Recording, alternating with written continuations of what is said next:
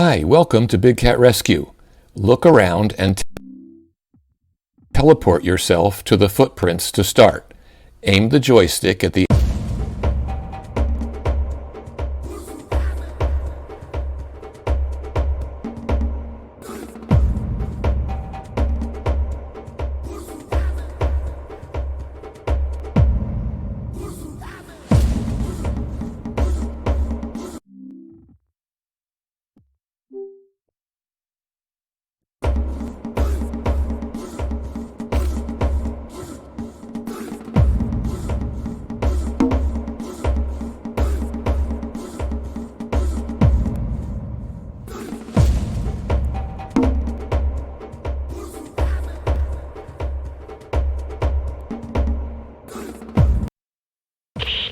Welcome to Big Cat Rescue Virtual Sanctuary.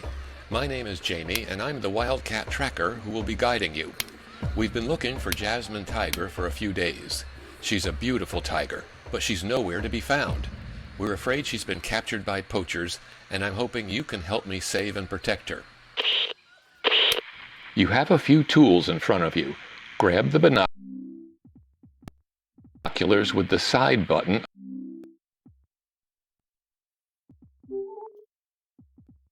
on your controller and bring them over to your face so you can help me look for Jasmine in the reserve.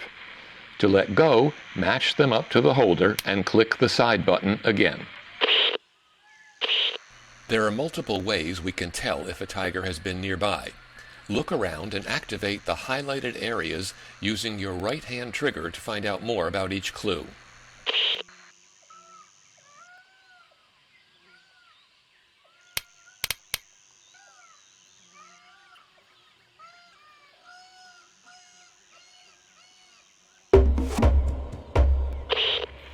You've got a sharp eye. Good job finding those tiger prints. You can tell feline prints from canine prints because the dog prints have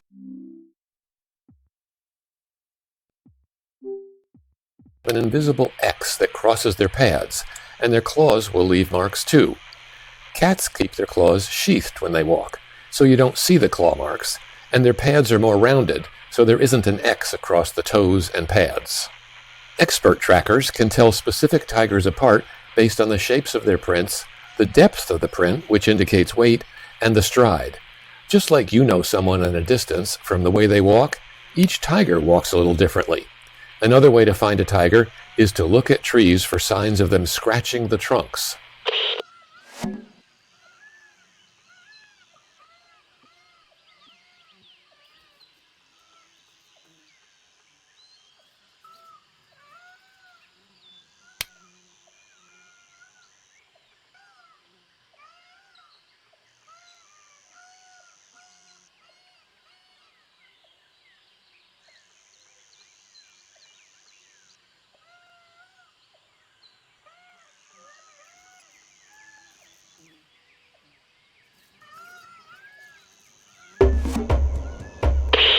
Ooh, nice work finding those tiger scrape marks. They're hard to find unless you know what you're looking for.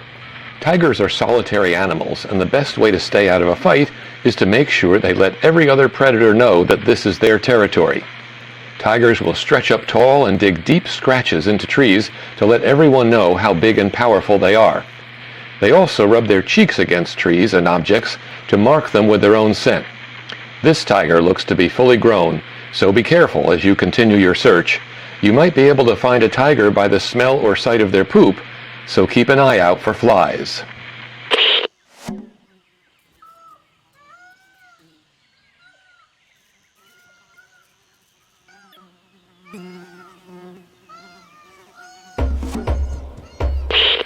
You are really good at tiger tracking. A nicer word for cat poop is cat scat. Small cats typically cover their scat, but big cats usually don't bother. They are at the top of the food chain and don't need to hide their presence. In fact, they spray urine to mark their territories. You can tell a lot about cats by checking out their scat. Undigested bits of hair, bones, and feathers can be an indicator of the type of prey the tiger has consumed. You found some important clues that tell us a tiger has been here recently, but the best way to find a tiger is to listen to the other animals. They call to alert each other when a tiger is nearby. Have you been paying attention to the sounds around you? Follow the alert sounds of the other forest animals and you will probably find a predator.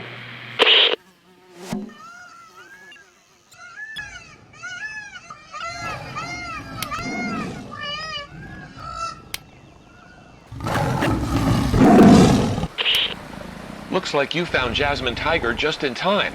She's caught in a poacher's snare, but she's not about to let you walk up and free her, so you're going to have to sedate her with the jab stick.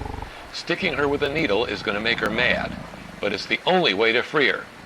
To sedate the tiger, grab the joystick, aim the dart at her, and use your trigger to sedate her. She needs to be asleep so we can cut the snare off.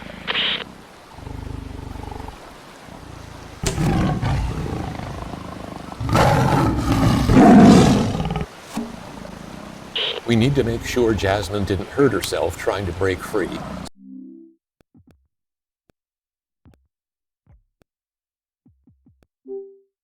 So these are the kinds of things field researchers will do while she's asleep. First, we want to weigh her, hear her heart, and listen to her lungs.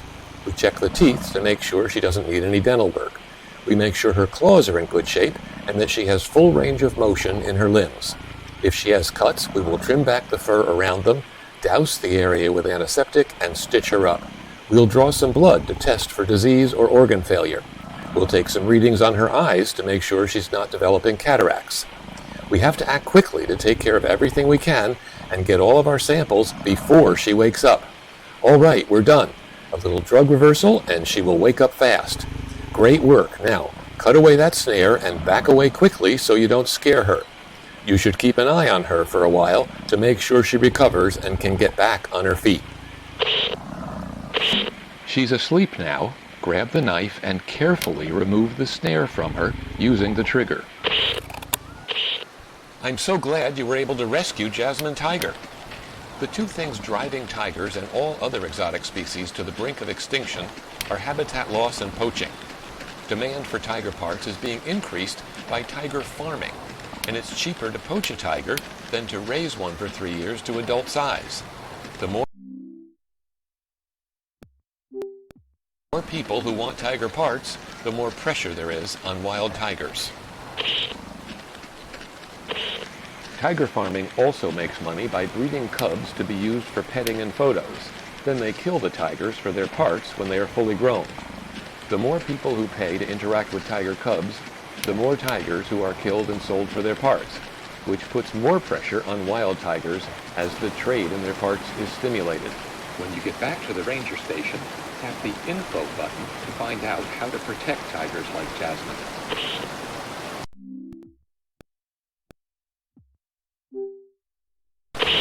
It's getting late. Let's head back to the Big Cat Rescue Ranger Station.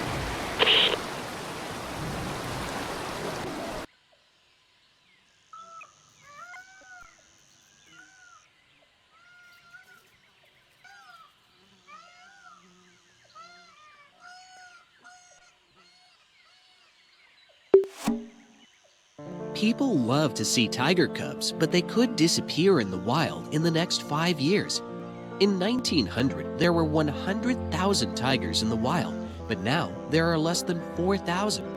Petting tiger cubs is one reason they are going extinct, and it is a terrible life for the cubs. Here's why. People see them being handled on talk shows, so they pay to see and pet them and take photos with them. They don't know that the cubs are ripped from their mothers at birth, so they don't bond to the mother. This is a torment to both mother and cub. The cubs are deprived of the mother's milk that has antibodies that protect them from disease. They are deprived of sleep to be available to petting customers, which further weakens their immune systems. To make them sit still for petting and photos, they are physically punished when they do what comes naturally, like run around and jump. Cubs can only be used for about 12 weeks before they can take off a child's finger. No one tracks what happens to the cubs then. They just disappear. An estimated 200 cubs per year disappear. Some end up in backyards, some at roadside zoos. No one knows how many die. Legitimate zoos don't allow this. There are just a handful of roadside zoos that do it. Roadside zoos claim cub petting helps conservation, but this is a lie. Here is how cub petting is hurting tigers in the wild. Tigers are being poached in the wild to use their parts illegally to make rugs, tiger bone wine, and fake medicines. There are Asian countries who want to make it legal to sell tiger parts. If they are allowed to do this, even more tigers will be poached. The U.S. State Department tries to lead other nations in opposing the sale of tiger parts. But our credibility is challenged by pointing out that we don't know where our tigers are or how many get made into parts. If you want a world where tigers live free, we have to end cub petting and private possession of them. Take action at catlaws.com.